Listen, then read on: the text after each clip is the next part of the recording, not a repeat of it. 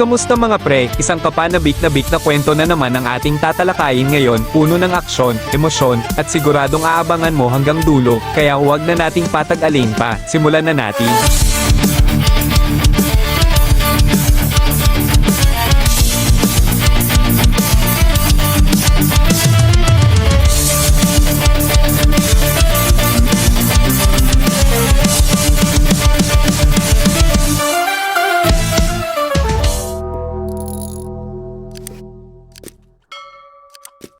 Upang mapanatiling payapa ang Syrup Village, bilang pasasalamat, ipinagkaloob ni Kaya sa Straw Hats ang Going Merry, isang matibay at maasahang barko na dinisenyo ni Mary.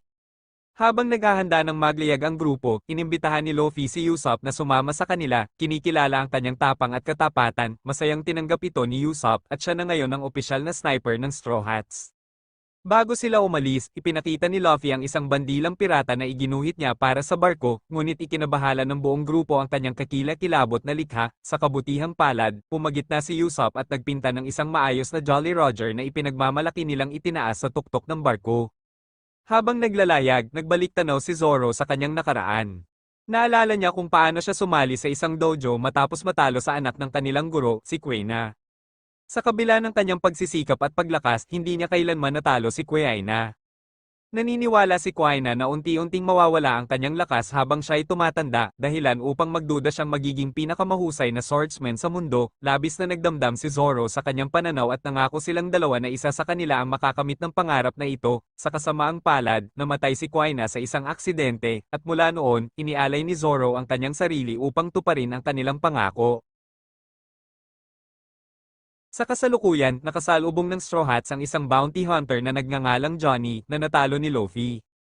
Nakilala ni Johnny si Zoro at nagpahayag ng pag-aalala para sa kanyang kapareha, si Yosoku, na malubha ng may sakit. Mabilis na napansin ni Nami na ang sakit ni Yosoku ay scurvy, na dulot ng kakulangan sa bitamina. Dahil dito, napagtanto nilang kailangan nila ng isang tagapagluto upang mapanatili ang kanilang kalusugan. Iminungkahi ni Johnny na magtungo sila sa Bar Ati, isang lumulutang na restaurant sa dagat, kung saan maaari silang makahanap ng isang bihasang kusinero.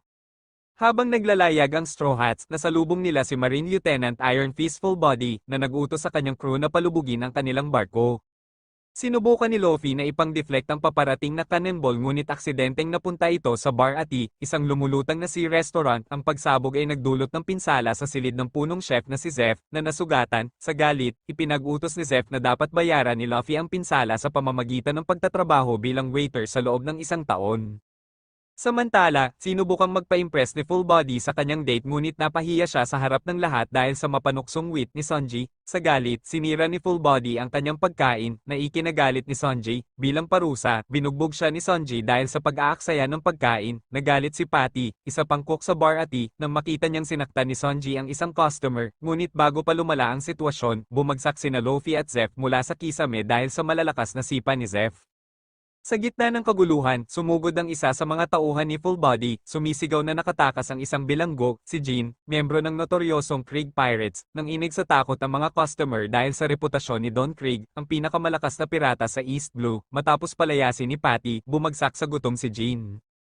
Laking gulat ng lahat nang pakainin siya ni Sanji, na sinabing para sa kanya, ang isang gutom na tao ay laging isang customer. Ang kabaitan ni Sanji ay nag-ugat sa kanyang sariling karanasan sa gutom na halos ikamatay niya noon. Naging saksi si Luffy sa kabutihan at husay sa pagluluto ni Sanji, kaya't agad niyang sinubukang i-recruit si Sanji bilang kanilang cook. Tumanggi si Sanji, ngunit nahuhumaling siya kay Nami sa kanilang pag-uusap.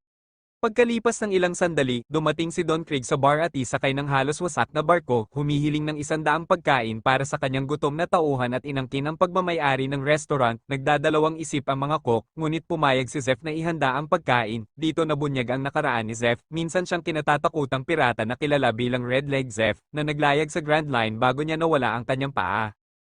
Ikinwento ni Jin ang bangungot ng kanilang engkwentro kay Hawkeye Mihawk, ang pinakamalakas na swordsman sa mundo, na nag-iisa lamang ay nilipol ang kanilang buong fleet sa Grand Line. Habang lumalakas muli ang tauhan ni Krieg, nagplano na silang sakupin ang Bar Ati, ngunit nagkaroon ng mas matinding pagbabanta nang sumunod si Mihawk kay Krieg at walang kahirap-hirap na winasak ang natitirang barko ni Krieg.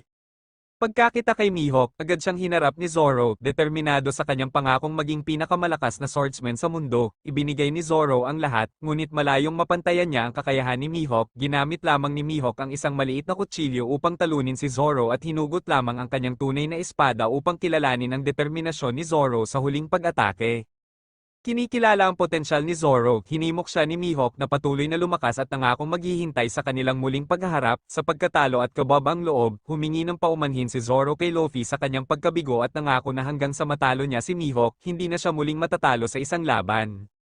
Matapos ang pagkatalo ni Zoro, umalis si Mihawk at inutusan ni Luffy sina Zoro, Usopp, Johnny, at Yosako na habulin si Nami na ninakaw ang Going Merry. Naiwan si Luffy upang harapin si Krieg at bayaran ang kanyang utang sa Bar-Ati.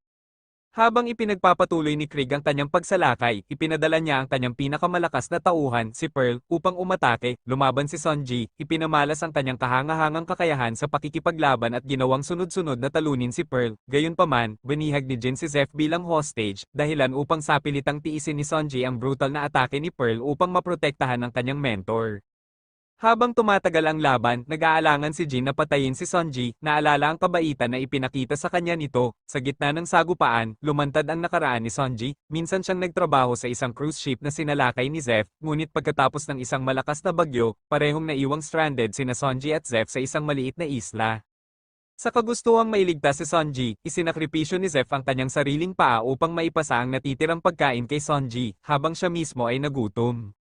Mula noon, nabuo ang matibay na ugnayan ng respeto at pasasalamat sa pagitan nila. Pareho nilang pinangarap hanapin ang All Blue, ang maalamat na dagat kung saan nagtatagpo ang isda mula sa apat na sulok ng mundo. Nang hindi na kayang lumaban bilang pirata, itinatag ni Zeph ang Bar-Ati upang matupad ni Sanji ang kanilang pangarap sa pamamagitan ng pagluluto. Habang umiinit ang laban, nakiusap si Jin kay Krieg na iwanan na ang Bar-Ati, ngunit labis na nasuka si Krieg sa awa ng kanyang tauhan. Ibinunyag niya ang kanyang pinakamapanganib na sandata, ang MH5 Poison Gas Bomb. Sa gitna ng kaguluhan, pinaputok ni Krieg ang MH5 na nagdulot ng takot sa lahat.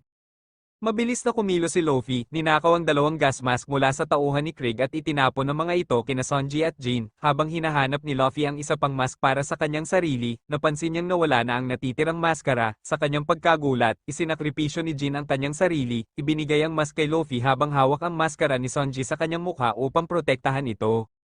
Galit sa kalupitan ni Krieg, sumugod si Luffy sa kanya. Inilabas ni Krieg ang kanyang Porcupine Cape, isang sandata na nababalutan ng matutulis na spike na bumabaon sa sinumang umaatake. Ngunit hindi natinag si Luffy, sinuntok niya ang mga spike at nagpatama ng malakas na suntok sa mukha ni Krieg.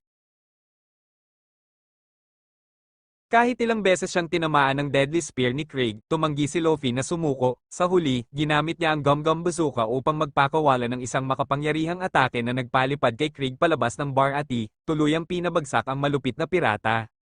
Sa pagkatalo ni Krieg, nagbalik ang katahimikan sa Bar-Ati, bagamat mahina na dahil sa laso ng MH5, nagpasya si Jin na bumalik sa Grand Line kasama si Krieg. Bago umalis, nagpasalamat siya kay Sanji sa kabaitan nito, alam na maaaring hindi na muling mag-cross ang kanilang mga landas.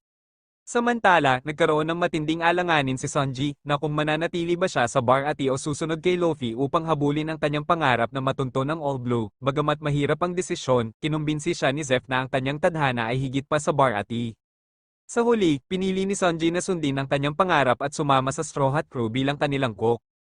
Habang naghahanda ang Straw Hats sa umalis, bumalik si Yosako dala ang mahalagang balita. Alam na niya kung nasaan si Nami. Kasabay nito, sina Zoro, Usopp, Johnny, at Yosako ay patuloy na hinahabol si Nami na tumakas sakay ng Going Merry.